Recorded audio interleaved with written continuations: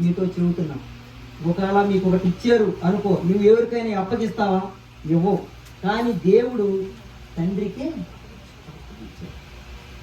ఎందుకంటే ఈ మాట నేను చెబుతుంది. కీర్తన గ్రంథము 31 చూడండి, 31 వచనం చూడండి. అసలు అక్కడ ఏం చెబుతున్నాడో దావీదు. నా ఆత్మను నీ చేతికి అప్పగించుచున్నాను, యెహోవా సత్యదేవా.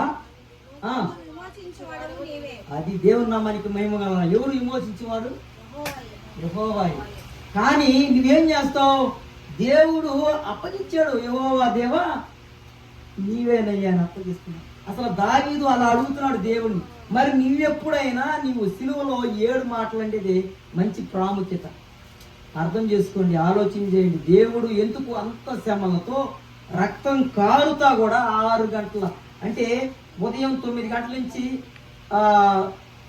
6 గంటల సేపు అలా సిలువలో ఉన్నారంటే అంత బాధలో కూడా ఈ 6 మాటలు చెప్పడం అవసరం. అదే నువ్వు బాధలో ఉంటే అడుగుతావు ఎవరినైనా? అడగవు. అయ్యో నన్ను బ్రతికించు అని ఏదో ఒకటి అంటావు, కానీ తోటి వారి కోసం 7 మాటలు నువ్వు చెబుతావా? చెప్పలేము. కానీ దేవుడు ఆ మాట అన్నాడు. ఏమన్నాడు? చదువు 31:5 లేంది. నా ఆత్మను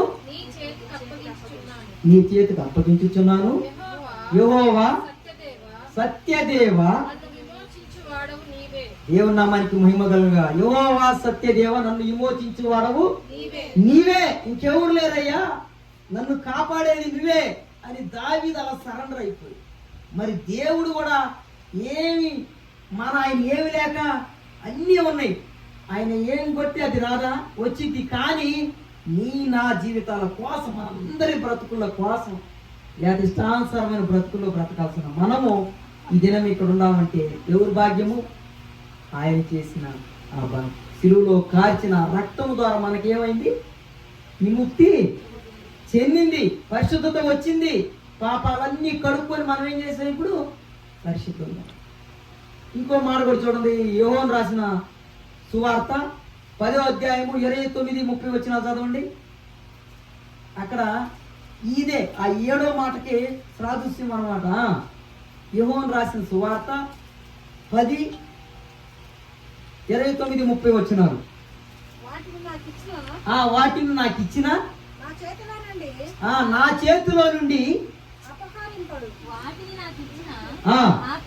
నా తండ్రి. కరెక్ట్ ఇది.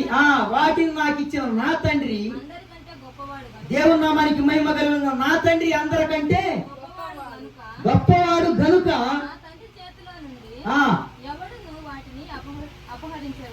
దేవుని నామానికి మహిమ. నా తండ్రి చేతిలో నుండి ఎవరు వాటిని అదండి. ఇక నా తండ్రి నుంచి నన్ను ఎవరైనా విడుదల చేస్తారా? ఎవరు అపహరింపలేరు.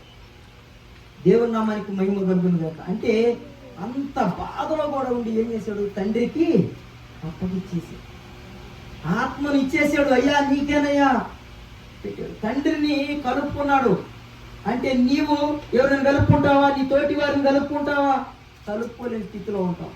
కానీ దేవుడు 30 వచ్చిన కూడా చదువు అక్కడే. నేను నా తండ్రియు ఏకమై ఉన్నామని వారితో చెప్పాను. ఇద్దరం ఏకమైపోయాం. నా తండ్రి నేను ఏమైపోయాం? ఏకమైపోయాను వారితో చెప్పాను. మరి నువ్వు చెబుతావా?